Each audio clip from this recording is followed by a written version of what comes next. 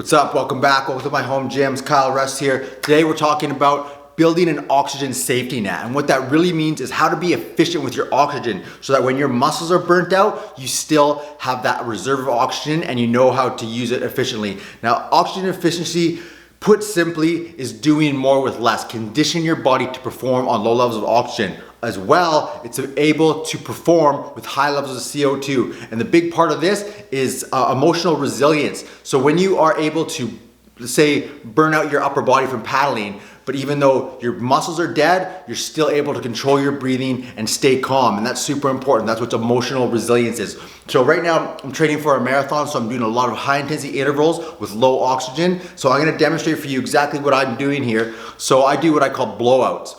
So I exhale and hold my breath on exhale and do an all-out sprint till failure on the bike. And so I start at a deficit. So I go until I get the hardcore panic response from having no oxygen, then I'll start to breathe.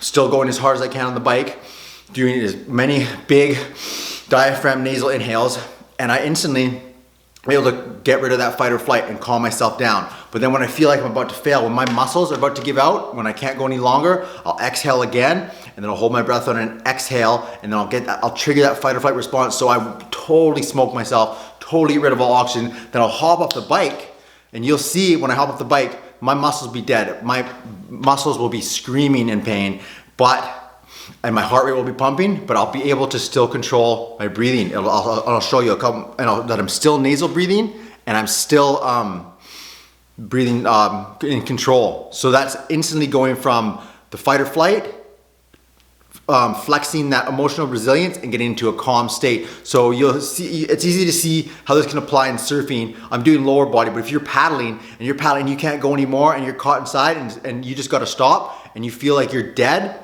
and then you suddenly have to hold your breath. That's what I mean by having an oxygen safety net, is having that next layer of control, able to control your breathing, but also be efficient with your oxygen, having that emotional resilience. So I'll demonstrate here and then I'll explain a little bit how you can do this as well. All right, I'm here on the bike. I'm gonna do an all-out sprint on exhale. Just so you know what I'm doing, I'll raise my hand when I start breathing again, and then I'll raise my hand again when I do my final exhale, just so you know exactly what's going on here. So it starts off with an exhale, then I go all out, and then I start breathing when I have to again.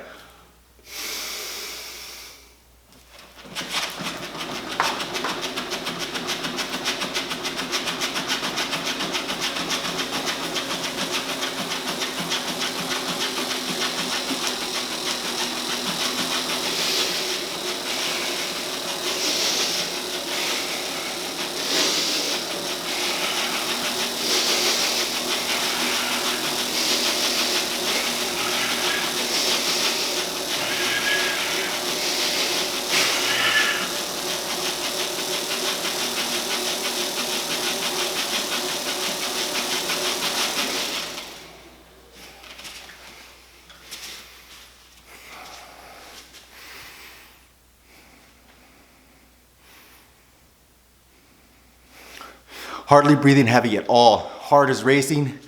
My legs feel like they have battery acid running through them, and still look.